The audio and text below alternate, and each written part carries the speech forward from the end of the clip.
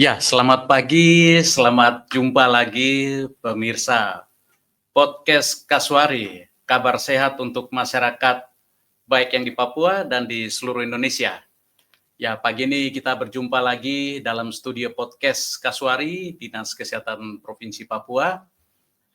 Kita akan berbincang-bincang di seputaran peringatan Hari AIDS Sedunia yang jatuhnya pada tanggal 1 Desember eh, tahun 2024 kali ini, yang kebetulan kemarin tanggal 1 Desember itu kita ada pada posisi hari Minggu ya. Jadi kita siapkan di hari Senin, di pagi hari ini yang sejuk dan mendung ini, untuk kita bisa berbincang-bincang tentang masalah dunia persilatan menurunkan beban HIV/AIDS di Papua secara khusus dan di Indonesia untuk kita menuju eliminasi HIV/AIDS, IMS dan juga hepatitis pada tahun 2030 nanti. Pemirsa, pagi ini saya bersama dua narasumber yang memang piawai dalam penugasannya atau di dalam ilmunya, yaitu pertama senior kita Bapak Dr. Hewan Konstan Karma. Beliau adalah pemerhati dunia masalah HIV/AIDS, IMS, dan beliau juga adalah pernah menduduki jabatan sebagai Ketua Harian Komisi Penanggulangan AIDS Papua. Kira-kira tahun berapa itu ya Bapak Karma? Waktu saat itu bertugas. Cukup lama ya, hampir 17 tahun. 17 tahun ya. Sebagai ketua harian dan menjadi sekretaris. Ya, itu dimulai sejak tahun berapa Bapak? Tahun 2002. Oke, tahun 2002. Berakhir Desember 2018. Ya, berarti cukup lama juga. Cukup lama. Cukup paham sekali tentang seluk-beluk lika-liku penularan HIV di Papua. Dan narasumber berikutnya adalah Dr. Rindang yang mungkin sudah tidak asing bagi kita semua. Beliau adalah Kepala Seksi Pencegahan dan Pengendalian AIDS di Dinas Kesehatan Provinsi Papua. Dr. Rindang mungkin bisa sebut nama Dr. Rindang. Ya, saya dibaptis nama Rindang Pribadi Marahaba. Ya, baik. Jadi bagi kita semua yang selalu mengikuti updating atau informasi-informasi tentang upaya-upaya pencegahan dan pengendalian HIV/AIDS, kedua beliau narasumber kita di pagi hari ini adalah orang-orang yang sudah memang berpengalaman pada bidangnya, sehingga nanti dalam bincang-bincang kita banyak hal juga yang bisa disampaikan oleh kedua narasumber kita ini. Saya sendiri, Berry Wopari, sebagai moderator atau host di pagi hari ini akan memandu diskusi kita terkait memperingati Hari AIDS Sedunia yang selalu kita peringati pada tanggal 1 Desember. Dan pada tahun 2024 ini, pada Hari AIDS Sedunia, kita diberi tema global, yaitu Take the Right Path atau memilih jalan yang benar. Kemudian juga tema nasional yang diberikan oleh Kementerian Kesehatan, yaitu hak setara untuk semua, dan bersama kita bisa. Jadi ini ada dua kalimat yang sangat mendasar sekali, hak setara untuk semua. Jadi tidak ada pembedaan-pembedaan, tidak ada stigma diskriminasi, dan juga bersama kita bisa. Ya, prinsipnya kalau kita main bola, main sendiri-sendiri pasti kita kalah. Tetapi kalau bekerja bersama-sama Tuhan, pasti kita bisa, bersama-sama dalam tim kerja, mulai dari level nasional, level regional, sampai kita di daerah level lokal, maka kita bisa. Baik, yang saya hormati, saya kasih Bapak Dr. Hewan Konstan Karma dan juga Dr. Rindang. Di sini ada pesan kunci yang diberikan oleh pemerintah Indonesia lewat Kabinet Merah Putih. Ada beberapa pesan kunci yang perlu kita sampaikan atau kita perbincangkan di dalam acara podcast pagi ini dalam Hari AIDS Sedunia tahun 2024 ini. Yang pertama adalah hak akses terhadap layanan kesehatan yang setara, inklusif, dan juga yang berkualitas. Yang kedua adalah hak terhadap akses informasi yang komprehensif. Yang ketiga, hak mendapatkan perlindungan hukum. Yang keempat adalah hak atas pendidikan dan pekerjaan yang berkesetaraan. Dan yang kelima adalah hak atas pelayanan publik dan kesejahteraan lainnya. Jadi inilah pesan-pesan kunci yang perlu kita gali lebih lanjut untuk bagaimana kita bisa menyampaikan sampai kepada saudara-saudara kita, masyarakat kita yang ada di balik-balik gunung, di ujung-ujung sungai, ya di kampung halaman maupun yang ada di kota besar kita di Jayapura ini. Baik, untuk memulai diskusi kita, saya akan menyampaikan dulu informasi surveilan epidemiologi kumulatif kasus HIV/AIDS kita di Provinsi Papua sampai dengan tanggal 30 September. Secara keseluruhan, jumlah kasus kumulatif kita itu sudah mencapai 20.738 kasus surveilan yang kita temukan melalui pelayanan. Jadi dari data-data ini kita melihat bahwa usia-usia reproduktif, usia-usia tenaga kerja yang memadai, tenaga atau anak-anak sekolah yaitu dari usia-usia 14 tahun sampai dengan 49 tahun ini banyak yang terinfeksi virus ya atau terinfeksi HIV.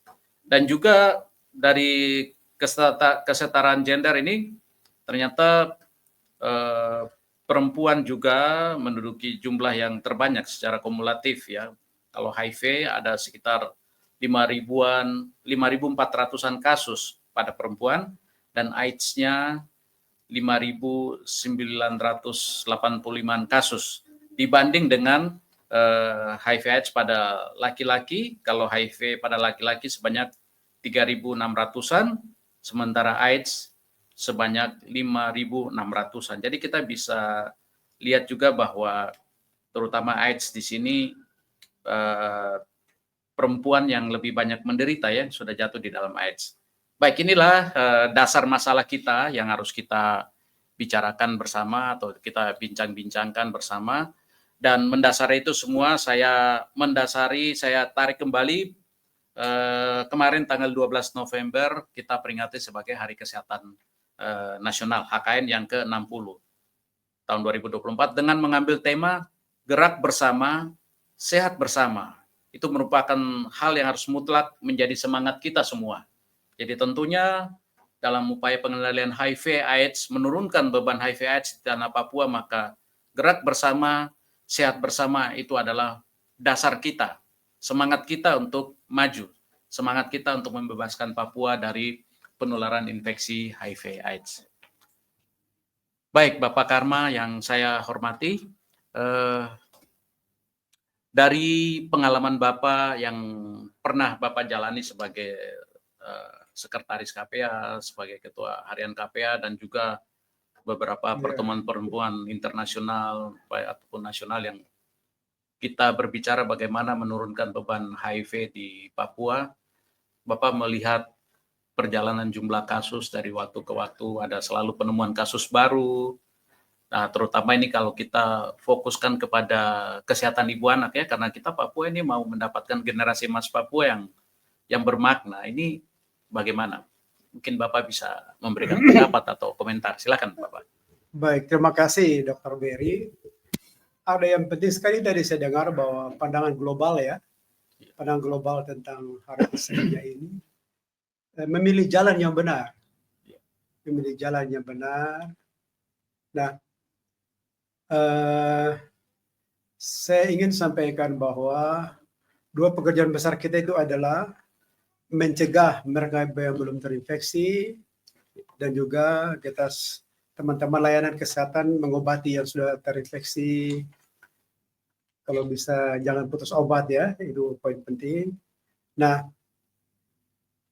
tentang memilih jalan yang benar dari pandangan global ini, saya mau komentar sedikit Dr. Berry. Iya. Saya masuk dalam anggota kelompok pengembangan pedoman WHO untuk mencegah HIV/AIDS melalui sirkumsisi medis pria sukarela. Iya. Saya ikut membahas pedoman itu di di Afrika Selatan, di Johannesburg. Jadi pandangan-pandangan global sekarang, termasuk menuju jalan yang benar ini adalah program-program sirkumsisi untuk mencegah HIV dan IMS. Saya ingin melihat secara umum saja ya. Iya. Kita lihat misalnya kita di Asia Tenggara ini. Filipina, mereka hampir tidak ada HIV. Dengan banyak orang Kristen dan Katolik fanatik, mereka sirkumsisi. Iya. Di Indonesia, orang-orang Kristen di Pulau Jawa atau di Tanah Toraja, mereka mengenal sirkumsisi konvensional atau tradisional ya. Kita juga bisa melihat masyarakat-masyarakat di negara-negara lain seperti di Eropa, Amerika Timur Tengah, mereka punya budaya sirkumsisi. Sudah menjadi tradisi ya. Yeah. Nah, hampir prevalensi HIV itu hampir nol, kata lain tidak ada HIV. Nah, jadi pandangan-pandangan kita, saya ingat Profesor Jubairi. Iya, benar. Dia bilang dalam suatu tulisan, program kita selama ini untuk kita kampanye jangan ganti-ganti pasangan, tes HIV, kemudian pakai kondom, kurang efektif. Iya. Karena kita kampanye bertahun-tahun tapi HIV jalan terus. Nah, jadi memilih jalan yang benar ini, pandangan saya adalah program sirkumsisi harus berjalan di Papua, tetapi saya menyadari betapa sulitnya. Siap. Karena dia bukan tradisi. Oke. Walaupun antara 2015 sampai 2018 kita sudah mengerjakan dengan metode Prepex 1.292 anak-anak umur 15 tahun dan di atas 15 tahun. Kerom, Kota Jayapura, Kabupaten Jayapura, Wamena 52 anak sekolah, yang banyak itu di Nabire. Jadi sebetulnya kalau program ini bisa berjalan, itu dalam pemahaman kita mencegah. Iya. Kita mencegah.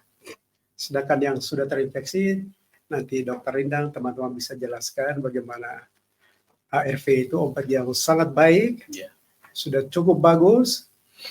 Yang penting kita jaga supaya jangan putus obat ya. Iya, siap Bapak. Iya.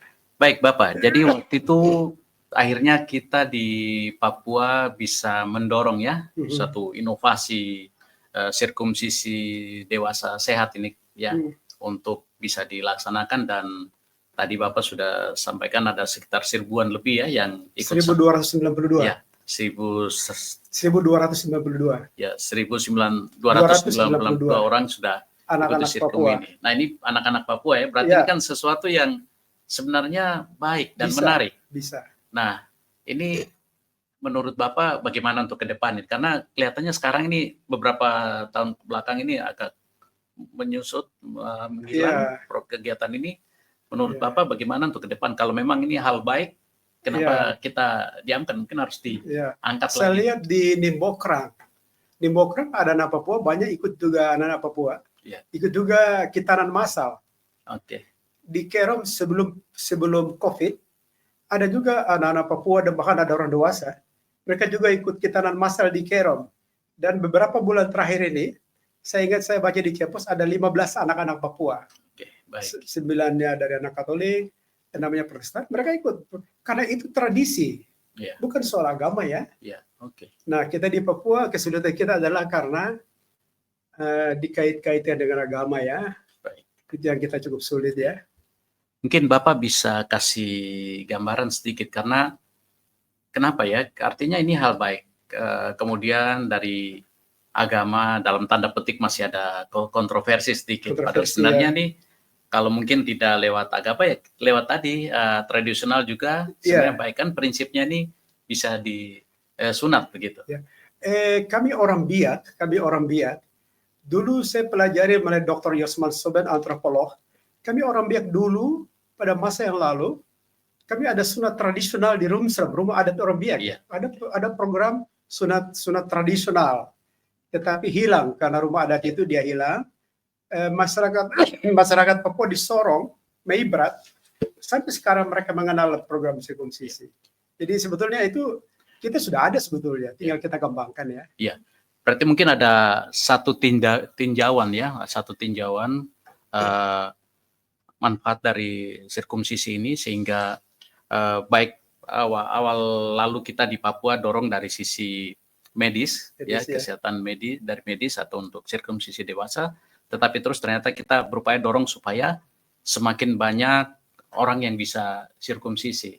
Ini pasti ada alasan terlepas dari masalah agama ataupun masalah itu budaya tradisional, tapi mungkin ada alasan yang terkait dengan sunat itu terkait dengan ini penularan HIV. Silakan Bapak. Pada waktu kami rapat di Johannesburg di Afrika Selatan itu, Ibu Raisel dari WHO. Pada mulanya di Afrika, mereka juga terhambat dalam pandangan-pandangan agama. Sehingga program sirkumsisi mereka cukup lambat. Tetapi sekarang mereka sudah bisa sirkumsisi 30 juta orang di Afrika dalam 10 tahun terakhir. Nah, jadi kita di Papua juga, mungkin kita perlu banyak diskusi dengan bapak-bapak pendeta kita. Dan saya juga tulis beberapa buku, sudah ada di tangan mereka. Artinya bahwa, seperti yang dulu kita kerjakan itu ya. Banyak yang bilang begini, Pak Karma, pendeta belum bilang. Kedua gereja belum bilang, ya tidak mau. Ragu-ragu ikut apa tidak. Jadi saya berjuang menulis buku untuk mungkin bisa sebagai sumbangan kepada gereja. Mudah-mudahan nanti bisa pelan-pelan pandangan mereka mulai berubah, karena sirkumsisi ini sekaligus dua yang kita dapat. Mencegah HIV, mencegah IMS. Baik. Kan begitu ya, Dr. Berry ya? Mencegah IMS dan secara teori kan kita udah tahu kan? Secara teori dia punya prosesnya itu kita udah tahu semua kan? Ya mungkin begitu ya. Baik, terima kasih Pak Konsan Karma untuk pandangan atau latar belakang kegiatan sirkumsisi kita lakukan di Papua ini. Paling tidak kalau yang saya bisa beri garis bawah ini adalah untuk menjaga kebersihan alat reproduksi pria ya, terutama itu supaya tidak menjadi sarang di ujung kemaluan pria itu tidak menjadi sarang dari penyakit ya, penyakit baik HIV maupun infeksi penularan seksual. Baik, saya beralih ke Dr. Rindang. Dr. Rindang, tadi seperti data yang kita punya ya, surveillance HIV/AIDS ini ya. Sebelumnya saya minta maaf Dok, ini tadi pagi apel pagi hujan dan sedikit insiden ya, tidak hanya Valentino Rossi saja yang slip di jalan, tapi ternyata Dr. Rindang, tapi syukur Tuhan menjaga, jadi hanya luka-luka ringan saja, tetapi bisa ada bersama-sama di studio podcast ini.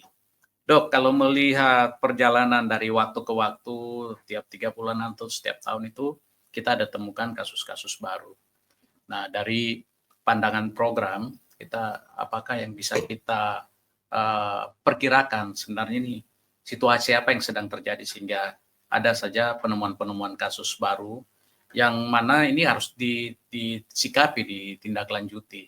Mungkin dari dokter selama ada di memegang seksi pencegahan dan pengendalian HIV/AIDS dan IMS ini menemukan data, menemukan informasi di lapangan seperti apa Dok? Silakan.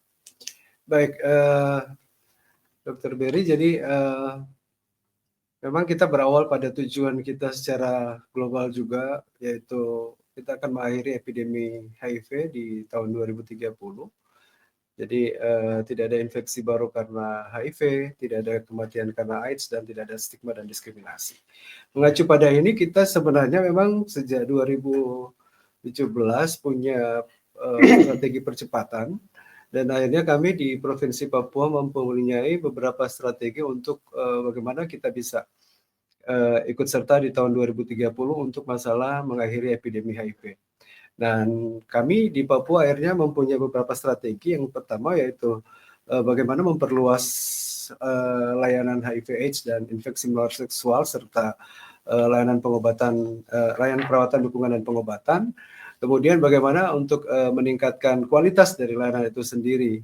Jadi teman-teman yang ada di layanan ditingkatkan kapasitasnya, kemudian bagaimana menurunkan angka loss to follow up untuk minum ARV, dan bagaimana untuk kemitraan. Nah, seiring dengan berjalannya waktu, jadi kita pun sebenarnya punya target-target temuan kasus, dan Dengan saya sampai 2023 itu karena kami masih mengelola 28 kabupaten satu kota. Jadi target-target itu kita sampai 90% menemukan kasus. Jadi setiap tahunnya kami harus menemukan kasus HIV itu 4.500. Dan terakhir di 2023 itu kita sekitar 90%, tapi sebelum-sebelumnya 80%. Dan situasi dari temuan kasus yang kita dapatkan yang dilaporkan oleh kabupaten kota, sayangnya untuk untuk mengakses untuk minum ARV itu sekitar 62-70% saja. Jadi yang harusnya strategi kita sekarang adalah test and treat. Jadi semua yang ditemukan HIV dia syarat untuk mendapatkan ARV. Nah, kenapa tidak semua mendapatkan ARV? Sebenarnya ARV itu sudah tersedia, gitu. Hanya memang tingkat stigma dan diskriminasi. Memang bagi banyak orang mereka mengatakan tidak ada stigma dan diskriminasi terhadap HIV. Tetapi ternyata teman-teman di layanan menghadapi hal-hal itu, gitu. Jadi ketika mereka mau bilang minum ARV, mereka bilang kita lihat-lihat dulu. Bahkan yang memang menjadi fokus sebenarnya tuh ada pada ibu hamil dengan HIV, yang artinya ibu hamil dengan HIV itu pun syarat untuk mendapatkan ARV. Karena obat ARV yang ada itu tidak kontraindikasi terhadap ibu hamil, jadi aman gitu. Tapi ternyata kendalanya hanya 1 bulan mengakses ARV, setelah itu hilang, jadi tidak datang lagi. Gitu. Jadi akhirnya seperti yang Dr. Berry sampaikan tadi, hal-hal yang ditemukan di layanan adalah itu contoh dari beberapa. Kemudian sebagai amanah sebenarnya kami di 2019 itu sudah seharusnya melakukan desentralisasi ARV untuk 28 kabupaten dan 1 kota. Tapi kendalanya banyak. Di 2020 kami menghadapi pandemi COVID, jadi semua gagal sampai akhirnya punya kendala. Nah, di 2024 ini kami 2023 ya sudah resmi data terakhir yang kami kelola untuk daerah otonomi baru. Jadi 2024 masing-masing mengelola sendiri untuk Papua Selatan, Papua Pegunungan, dan Papua Tengah, serta kami di Papua.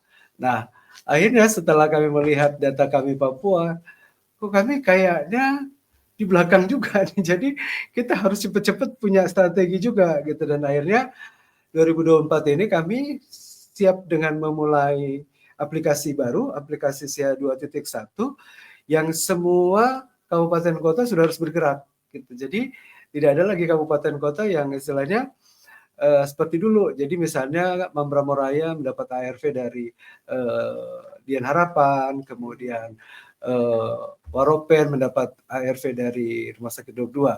Tetapi kalau untuk aplikasi 2.1 ini masing-masing kabupaten sudah harus berpacu sehingga ARV sudah ada di kabupaten masing-masing. Jadi puji Tuhan sampai terakhir bulan ini khusus layanan yang bisa melayani ARV di Papua itu sudah sekitar 70. Dan itu kebanyakan di puskesmas, dan itu sudah ada di Mambramo Raya, pokoknya 8 kabupaten dan 1 kota itu sudah ada. Jadi tinggal bagaimana ini untuk komitmen, kemudian koordinasi dari kabupaten kota ya, karena namanya untuk layanan HIV ini adalah team building. Jadi tidak satu-satu gitu. Jadi antara dinas dengan puskesmas dan rumah sakit, karena sistemnya itu adalah rujukan berjenjang gitu. Jadi itu kendala-kendala Dr. Berry yang akhirnya strategi kita yang sampai saat ini yang memang masih agak kurang untuk kita lakukan adalah bagaimana mengurangi loss to follow up ini. Dan kami mencoba sudah beberapa kali ada pertemuan diskusi dengan lintas sektor, dan kami fokus sekarang untuk bagaimana pihak gereja, pihak masjid, dan pokoknya yang lintas agama yang akan membantu kami juga gitu, karena kami sudah mencoba dengan banyak strategi yang dilakukan, tapi ternyata untuk loss to follow up itu pasti ada juga gitu. Jadi berharap sekali dengan tokoh agama bisa menyampaikan bahwa HIV/AIDS ini bukan penyakit kutukan gitu. Ya. Dan mudah-mudahan kedepannya agak semua strategi yang sudah dibuat ini akan berjalan maksimal. Gitu. Dan ada satu lagi Dokter Berry kendala yang selalu dihadapi karena memang kan harusnya kita layanan itu harus melakukan pencatatan pelaporan yang akurat dan tepat waktu. Tetapi teman-teman kami di layanan karena double pekerjaan sehingga terkadang pencatatan pelaporan itu agak terhambat. Dan sepertinya bukan kita di Papua saja sih, tetapi inilah sebenarnya kendala-kendala kita. Kalau misalnya dulu waktu 28 kabupaten satu kota kami selalu berkendala dengan namanya situasi geografis. Gitu sampai akhirnya ada istilah yang tetap harus dilihat dari Papua yaitu si kondom panjang, situasi, kondisi, pandangan dan jangkauan gitu. Jadi ketika semua ini akan bisa dilakukan berarti sama-sama kita bisa melihat mudah-mudahan ya 2030 kita bisa ending AIDS juga. Cuman ada satu tantangan lagi Dr. Berry terkait dengan bagaimana kabupaten kota menyikapi apakah HIV/AIDS ini menjadi masalah di kabupaten kota gitu. Itu yang memang mudah-mudahan ya karena nanti sudah ada bupati baru, wakil bupati gubernur baru, mungkin kita lebih kenceng lagi gitu karena situasi HIV kalau memang ini adalah yang dari dulu kita bilang penyakitnya di Papua yang bisa membunuh yang tidak patuh atau artinya yang selalu melakukan perilaku berisiko. Mungkin itu kendala-kendala yang ada di lapangan Dr. Berry. Ya. Baik, terima kasih Dr. Indak sudah memberi satu kajian yang cukup lengkap, komprehensif untuk kita ketahui bahwa dalam perluasan layanan untuk memberikan layanan kesehatan yang setara, yang inklusif, artinya yang terpadu, tidak ada pengkhususan dan juga yang berkualitas. Tentu ini juga tidak bisa menjadi satu tugas orang kesehatan sendiri, tetapi tadi melibatkan berbagai pihak ya, misalnya tokoh agama, tokoh masyarakat, tokoh adat dan sebagainya. Karena tadi saya garis bawahi yang disampaikan oleh Dr. Indang adalah kepatuhan minum obat dan juga tadi disampaikan oleh Bapak Karma. Karena kalau minum obat ya putus sambung ya nanti napas putus ya tidak bisa disambung lagi. Jadi ini mungkin menjadi perhatian serius bagi kita semua karena sesuai dengan kemarin tema HKN adalah gerak bersama, sehat bersama. Kemudian juga Hari AIDS Sedunia, hak setara untuk semua. Bersama kita bisa. Jadi ini tidak bisa kita pisahkan atau kita pilah atau kita lempar tanggung jawab. Oh ya, itu masalah pengendalian HIV, itu urusannya orang kesehatan, urusannya dinas kesehatan, puskesmas, rumah sakit. Yang lain lipat tangan saja. Termaksud juga kalau mungkin saya lihat dari strategi-strategi pengendalian penyakit menular itu adalah komitmen pemerintah. Ya. Karena pemerintah, baik pemerintah lokal, kampung, kecamatan, pemerintah kabupaten kota, provinsi, pusat itu yang memiliki warga masyarakat, artinya pejabat-pejabat ini. Jadi ini berarti harus ada komitmen yang keras. Kalau tidak ada contoh yang baik atau panutan, maka masyarakat kita ini ya sudah mereka jalan sesuai angin tiup kemana mereka ikut saja, angin tabrak pohon mereka juga tabrak pohon. Yeah. Nah ini mungkin hal yang menjadi penting bagi kita dan juga informasi-informasi ya seperti tadi saya gali untuk bisa informasi tentang sirkumsisi itu seperti apa yang juga Dr. Indang sampaikan untuk ARV itu sendiri bahwa ternyata itu sudah tersedia sampai di puskesmas bahkan. Jadi tidak bisa kita bilang ARV tidak ada, kita tidak datang berobat. Nah itu pasti ada yang salah itu di situ. Nah ini juga terkait dengan informasi ya. Jadi saya pikir semua pihak kita yang mendengar informasi juga pagi ini lewat podcast ini juga harus menyampaikan informasi positif kepada masyarakat. Seperti begitu ya. Jadi ini perluasan-perluasan kita. Karena kita kalau lihat catatan kita, saya sebutkan bahwa sampai dengan September 2024 ini bahwa kabupaten kota kita di Provinsi Papua yang terbanyak adalah Kota Jayapura dengan jumlah kasus HIV/AIDS-nya 8.864, kemudian diikuti oleh Kota Jayapura sendiri itu 5.304, kemudian diikuti oleh Biak 3.232 dan kemudian Kepulauan Yapen. Jadi ini Biak dengan Yapen kalau kumpul kekuatan ini waduh. Ini kita punya Saireri ini bisa betul-betul dikuasai oleh HIV dan AIDS. Nah, ini saya ya mudah-mudahan lewat podcast ini kita semua bisa peduli, bisa aware, bisa punya perhatian bahwa ini ada masalah serius yang mungkin kita pikir biasa-biasa saja. Karena sekarang pergerakan dari Waropen, Serui atau Kepulauan Yapen, Biak, Supior itu seperti kita naik angkot dari Saga ke Kota Raja kembali ke Saga Abel lagi. Jadi pulang pergi dalam sehari itu bisa dan segala situasi yang ada.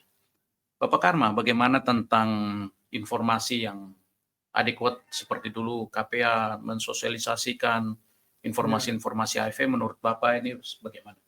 Ada dua hal. Pertama tentang putus obat tadi. Dulu pernah kami kembangkan kelompok dukungan sebaya. Kelompok dukungan sebaya itu terdiri dari ODA ya, orang dengan HIV/AIDS. Jadi komunitas itu kita organisir mereka. Kita organisir mereka supaya mereka itu saling mengingatkan untuk tadi ya, ambil obat. Jadi dan saya kira kelompok dukungan sebaya ini ada LSI yang gerakan. Jadi kita bisa kerjasama dengan mereka sehingga informasi-informasi tentang obat di puskesmas dan lain itu dia semakin kuat ya. Jadi itu komunitas mereka, komunitas ODA itu kalau bisa kita dorong lagi ya. Kelompok dukungan sebaya itu. Kemudian tadi apa lagi yang kedua tadi? Ya, nanti untuk apa penyampaian edukasi. Oh, edukasi. Edukasi karena ini nanti kita juga terkait dengan apa?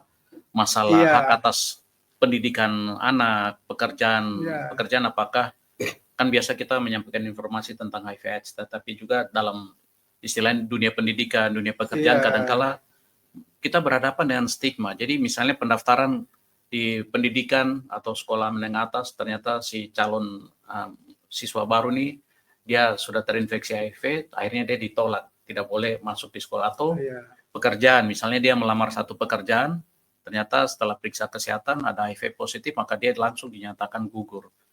Nah, itu padahal kan sebenarnya tidak seperti begitu. Jadi bagaimana informasi yang adekuat? Yang penting adalah mereka harus rutin minum obat ARV ya. Karena kalau dia rutin minum obat ARV maka dia tidak akan menularkan. Dia tidak akan menularkan dan saya pikir tidak ada ketentuan menolak mereka ya. Sebagai pegawai atau apa tidak. Cuman ada beberapa sih Pak yang sempat dalam 3 tahun terakhir stigma, ini. Jadi menjadi syarat untuk di beberapa bank untuk penerimaan karyawan. Jadi mereka mensyaratkan untuk bebas HIV. Nah, yang itu kan sebenarnya dia melanggar undang-undang tenaga kerja. Ya kan kami kemarin sempat berkomunikasi dengan tenaga kerja dan akhirnya kami minta tolong, tapi semenjak beberapa bulan terakhir ini ketika ada penerimaan itu sudah tidak ada lagi karena pada prinsipnya orang dengan HIV itu kan sebenarnya ketika mereka mengakses ARV dan minum ARV secara baik badan mereka kan lebih sehat dari kita. Tidak ada masalah. Ya, karena itu sebenarnya adalah menjadi kewajiban siapa yang merekrut karyawan dan ketika itu adalah ODIP, dia harus tetap mensupport bahwa dia tetap harus minum ARV. Dan tidak ada masalah. Karena badan mereka lebih bagus juga ya. Kalau mereka bisa teratur. Jadi saya pikir mungkin dari kita berusaha supaya penerimaan pegawai juga jangan mempersoalkan itu. Ada orang juga hipertensi, jantungan, makan obat juga diterima kan. Sama-sama penyakit ya. Setuju. Jadi saya pikir jangan ada diskriminasi yang berlebihan ya. Baik. Yang penting mungkin mereka yang perlu mereka cek minum obat teratur nggak, itu aja yang dicek. Kalau positif minum obat teratur nggak, kalau teratur ya udah biarin aja. Mungkin saya pikir ini yang Bapak perlu kita garis bawahi sebagai edukasi informasi kepada seluruh masyarakat. Lembaga-lembaga yang mau terima pegawai ya. Artinya dalam kesetaraannya sesuai dengan tema Kesetaraan. kita, hak setara untuk semua. Hak setara. Bersama kita bisa. Jadi tidak hanya nanti pada provider atau yang penyedia layanan atau yang mungkin akan merekrut, tapi kita sebagai masyarakat yang sudah terinfeksi atau ke dalam komunitas ini ya, ODIF, ya kita juga kalau memang mau menyambut masa depan yang baik ya harus komitmen minum obat lah begitu Minum ya. obat supaya mereka bebas diterima juga ya. Iya, jadi Diterima artinya di tidak rumah boleh ya istilahnya ya apa ya dalam tanda petik maaf ya manja-manja begitu, Ya, minta dikasihani Nggak kan usah. tidak begitu, justru harus mereka proaktif. harus aktif ya.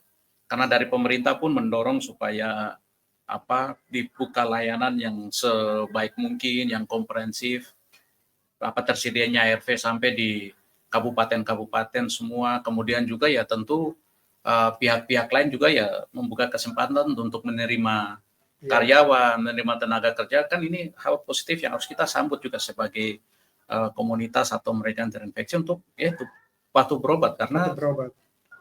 terinfeksi HIV itu bukan berarti hidup sampai di situ saja. Ya, betul sekali. Masih bisa kita jalani. Dan obat ARV sekarang kan sangat bagus ya. Ya, jadi Obatnya ARV kan sangat bagus sekarang kan. Ya. adalah kita kan sudah hampir dalam 2 tahun terakhir ini kita sudah punya regimen juga baru yang memang menurut penelitian dia bisa membuat jumlah virus itu tidak terdeteksi kurang lebih 3 bulan. Tetapi ini kami di Papua belum melaksanakan penelitian ya. Tetapi kalau dilihat dari teman-teman kami yang ODIF yang mengkonsumsi itu ya memang benar. Jadi langsung viralnya tersupresi gitu.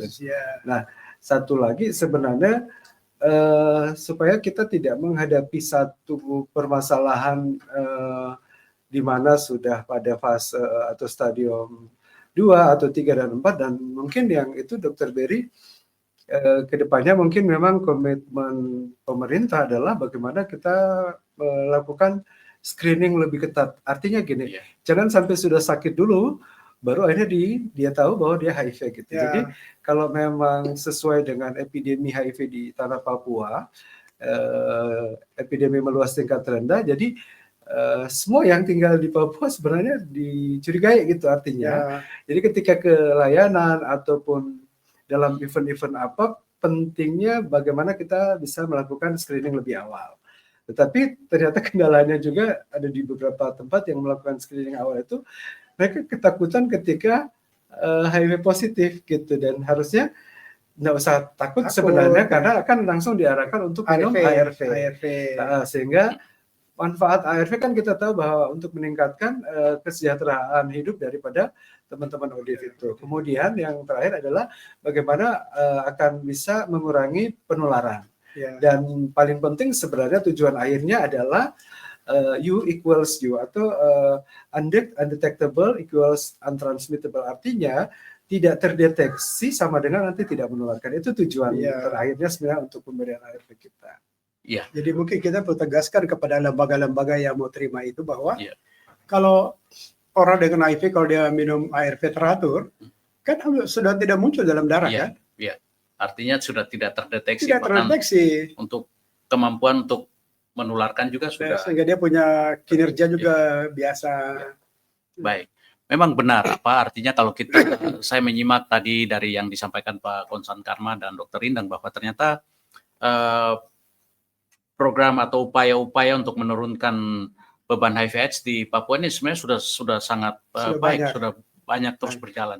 Cuma mungkin istilahnya stigma diskriminasi ini masih ada karena mungkin yang dulu kita punya masyarakat dulu yang sudah mereka terupdate informasi ya sekarang sudah tua ya, artinya usia berlanjut. Nah ini generasi baru datang lagi nih, yang dari SD ke SMP, SMP, SMA ke mahasiswa dan cari kerja, artinya mereka belum terpapar lagi dengan informasi-informasi. Sehingga memang ini perlu daya dukung yang maksimal untuk bagaimana menyampaikan informasi atau edukasi tentang masalah upaya-upaya cegah dan kendali HIV di tanah Papua, sehingga ya istilahnya yang sehat jangan terinfeksi.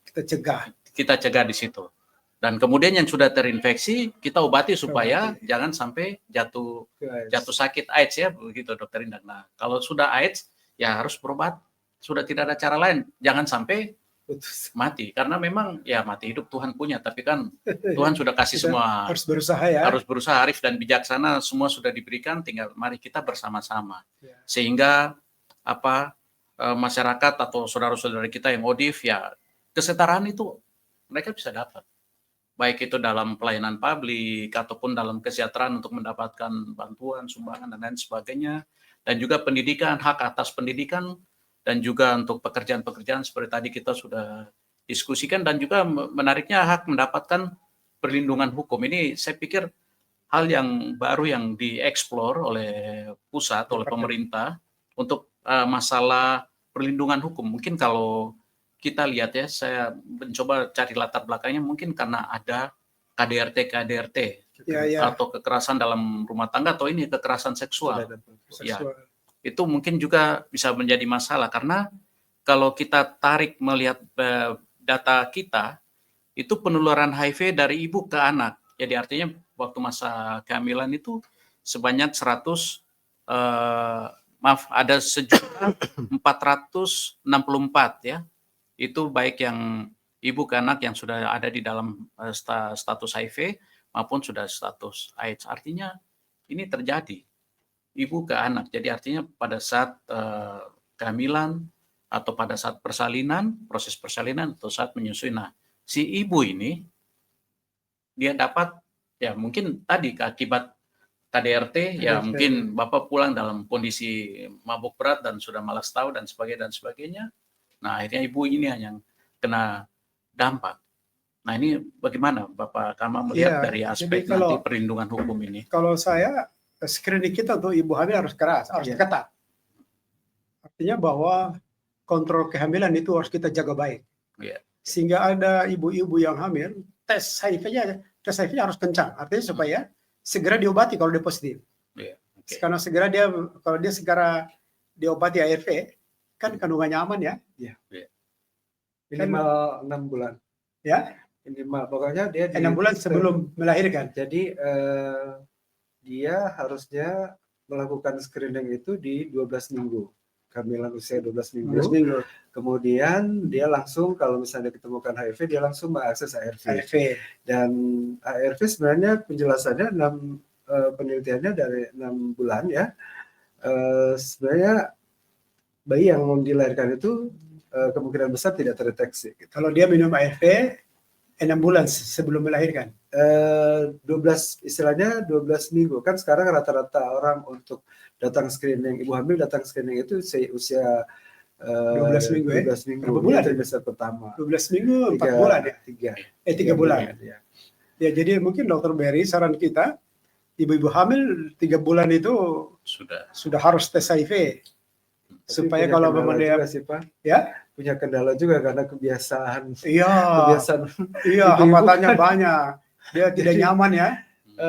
Artinya gini, teman-teman di layanan mungkin ya teman-teman bidan ataupun dokter yang sekarang sebenarnya kan edukasi mereka itu untuk antenatal care atau pemeriksaan kehamilan itu paling kurang di trimester pertama. Jadi usia kehamilan paling kurang 12 minggu gitu. Jadi ataupun ketika tidak datang menstruasi itu sebenarnya sudah harus datang periksa kehamilan. Itu sudah langsung satu paket dengan pemeriksaan HIV, sifilis dan hepatitis B. Bahkan sebenarnya kalau kita di Papua itu sebenarnya ada screening kadar gula darah, kemudian kita ada screening malaria, kemudian nanti akan masuk lagi dengan screening TBC pada ibu hamil. Jadi itu paketnya lengkap gitu. Cuma kalau saya lihat ada hambatan besar. Hambatannya kan kalau kita kenal kalau dia 12 minggu berarti itu K1 murni. Nah, kebanyakan yang ditemukan adalah K1 kontak. Jadi usia kehamilan jadi sudah besar.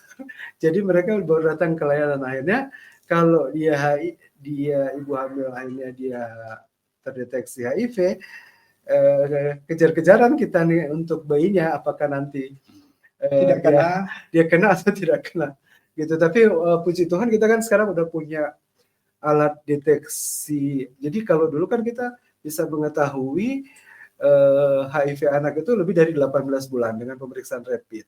Nah sekarang kita di usia 6 sampai 8 minggu setelah bayi lahir ya kita bisa tahu bahwa bayi itu dia terinfeksi atau tidak dengan pemeriksaan yang namanya early infant diagnostic itu Pak. Jadi sebenarnya sekarang kita dibantu di Papua ya. Hanya memang kendalanya gini, teman-teman di layanan tuh sudah susah payah memberikan edukasi, tapi nggak tahu ya masyarakat ada rasa cemas-cemas bagaimana mungkin, jadi mereka cemas ya. takut kalau suami tahu. Iya. Baik. Jadi saya pikir kalau dibilang dokter Berry ini katakanlah 12 bulan cek kehamilan, kalau positif kan diadvokasi aja toh. Iya. Ibu minum obat diam-diam aja, nggak usah kasih tahu pajak kan. Minum obat diam-diam aja kan nanti kan tidak ada masalah. Iya. Kayak begitu ya. Baik, jadi dari bincang-bincang kita tadi, ini hal yang menarik adalah perlindungan hukum. Jadi kita lihat hukum. Karena posisi ibu ini, ibu atau seorang istri, ibu di rumah, ibu hamil ini bukan kadang-kala, tapi dia menjadi posisi yang lemah, yang rentan di rumah. Nah, ini bagaimana? Karena kalau kita lihat tadi ternyata penularan HIV dari ibu ke anak itu banyak juga. Artinya si ibu yang notabene di rumah dia tertular HIV. Nah, dan juga mungkin kekerasan seksual kita tahu selama ini kalau di media TV dan sebagainya, kekerasan seksual, pemerkosaan dan lain sebagainya. Kemudian juga kekerasan dalam rumah tangga.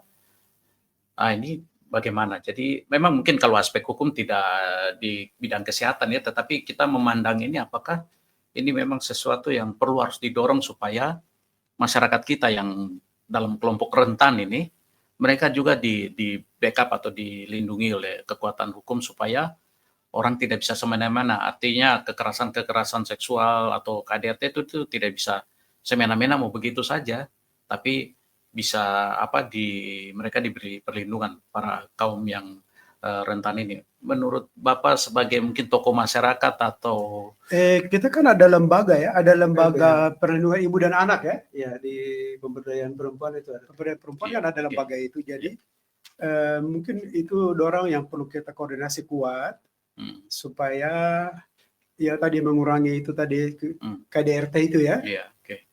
Tapi saya pikir tadi dari teman-teman di layanan kan mereka juga pusing juga ya. Mau kasih tahu positif juga susah.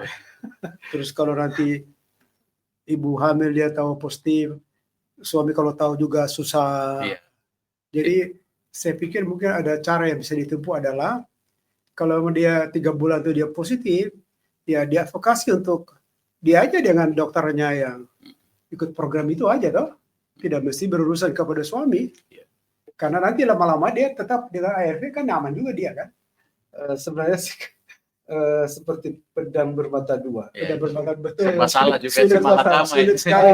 Jadi gini Pak, jadi tetap harus disampaikan kepada suami misalnya, karena kita tuh ada istilah notifikasi pasangan gitu. Jadi ibu kalau sudah positif berarti bapak juga, cuman dicek dulu apakah bisa statusnya ibu ini harus disampaikan ke suami. Ya, itu sulit itu sekali. Yang kendalanya. Sulit sekali ya. Sulit sekali. Kemudian yang terkait itu Dokter Berry yang terkait dengan perlindungan hukum, sebenarnya Dinas Pemberdayaan Perempuan dan Anak itu sebenarnya sudah ada bidangnya, hanya sangat sedikit yang melaporkan. Sehingga sepertinya melapor gitu, yang melapor, karena sempat kami pernah berdiskusi dan terakhir yang dengan HAM perempuan yang datang baru-baru menyampaikan bahwa memang sangat sedikit yang melapor. Kemudian di Papua ini sebenarnya ada lembaga bantuan hukum yang setempat ODIF atau misalnya perempuan korban kekerasan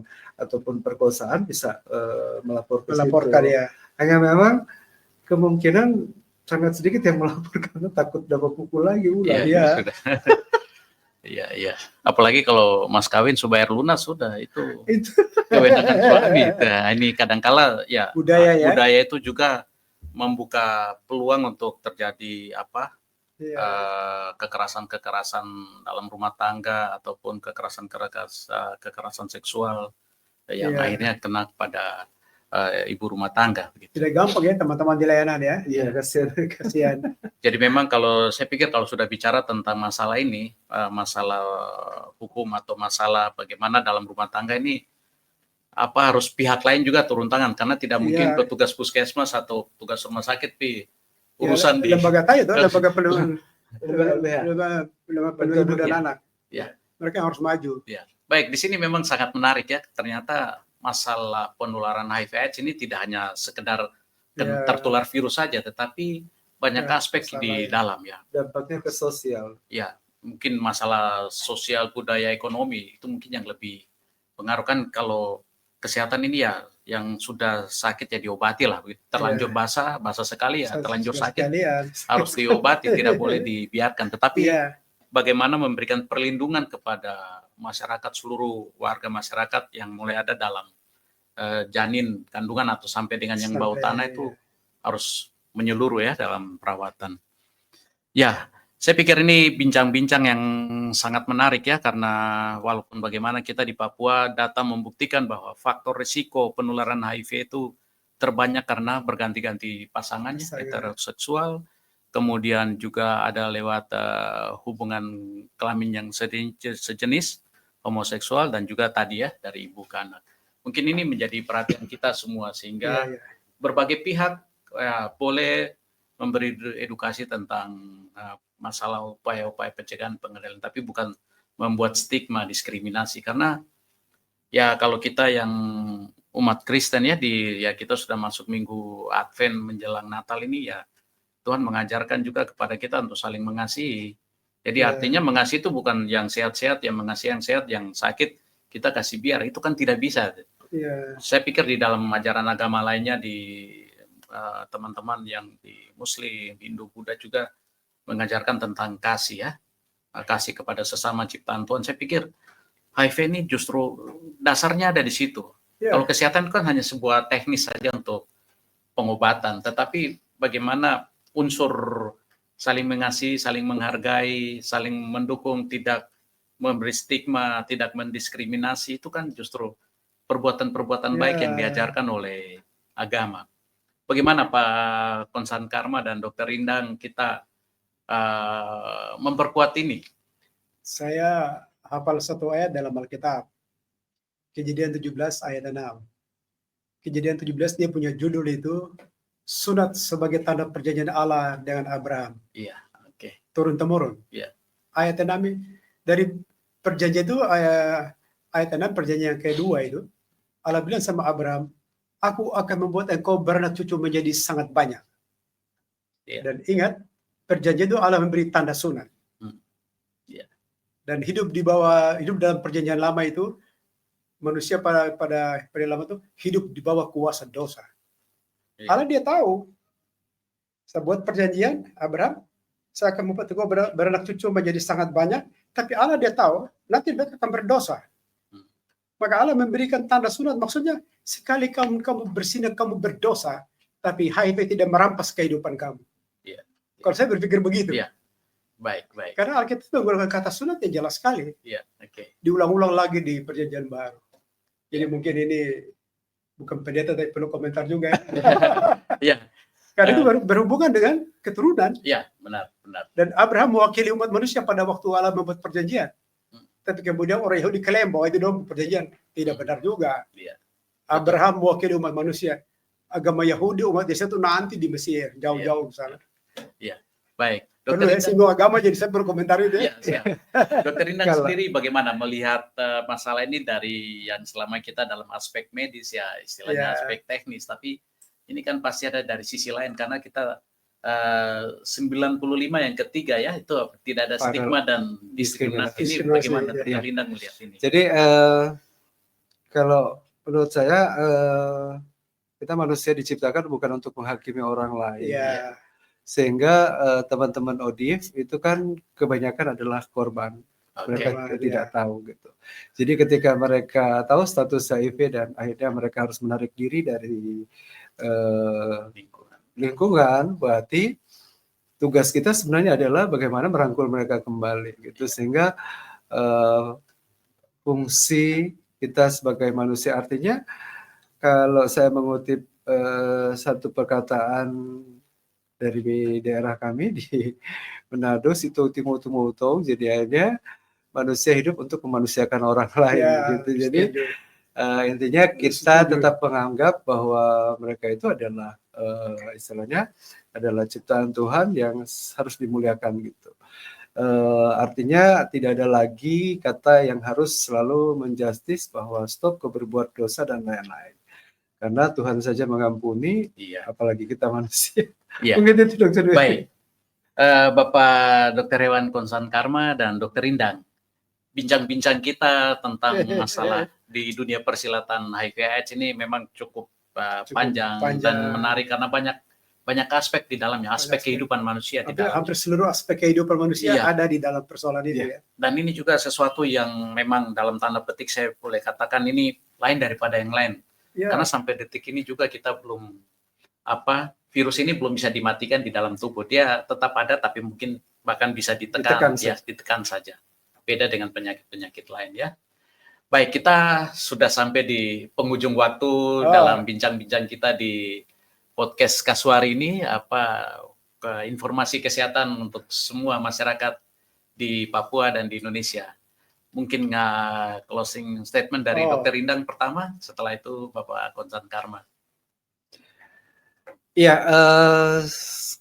saya hanya ingin menyampaikan di pemerintahan yang nanti baru terpilih, apakah HIV akan menjadi perhatian khusus ataupun menjadi komitmen untuk diselesaikan, itu tergantung dari Bapak Ibu yang nanti terpilih sebagai bupati dan wakil bupati dan kepala daerah gitu.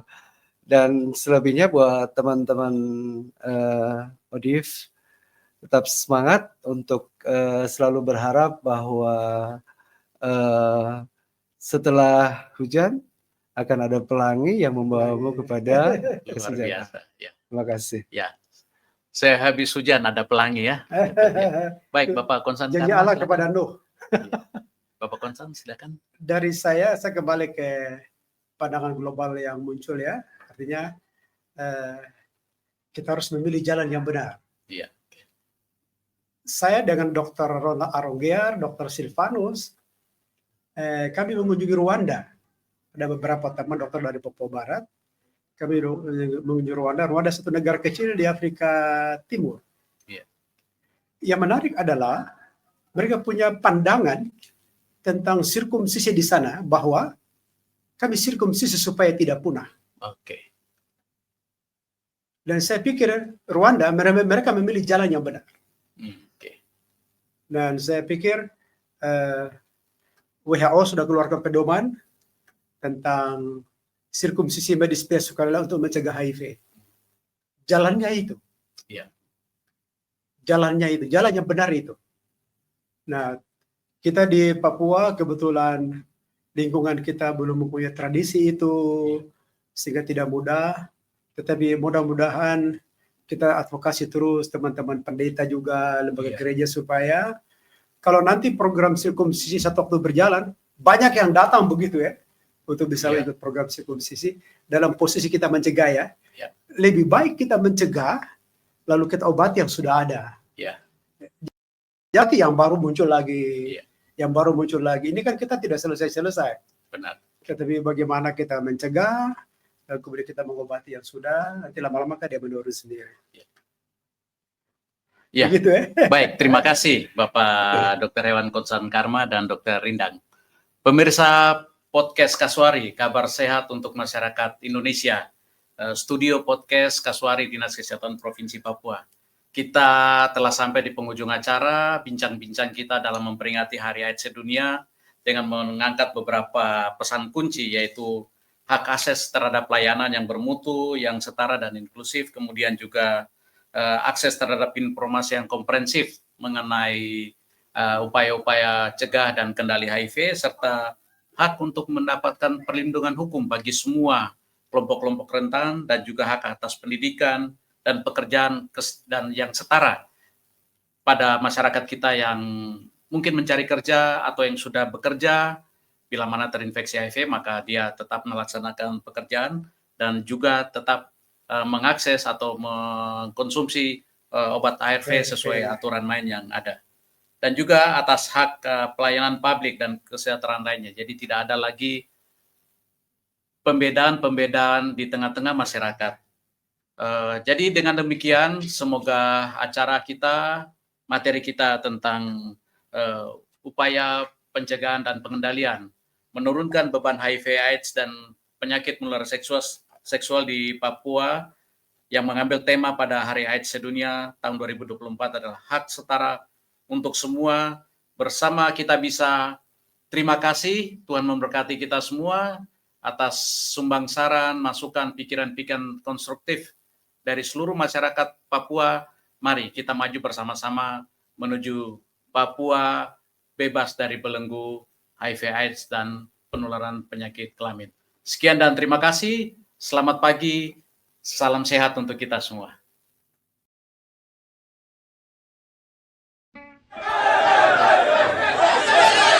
Usir dia dari sini sekarang, Pandai. Ada apa, Jan? Kenapa? Tong dengar ya, Ve. Jadi tong semua tidak mau terinfeksi gara-gara dia. Tenang semuanya dulu, tenang. Tidak bisa. Bagaimana kita mau tenang? HIV itu gampang menular. Dengar, tidak begitu. HIV telah menular karena bersentuhan. Juga tidak menyebar lewat air dan udara. Kamu lihat, makan sama-sama juga terapa-apa. Kawan, jangan takut. HIV bukan ujung dari tempuh hidup. Kita sama-sama manusia. Oda atau tidak, jangan dibeda-bedakan dan jangan dijauhi. Hei, ada apa lagi? Bapak, tunggu aja nonton bola, Bapak.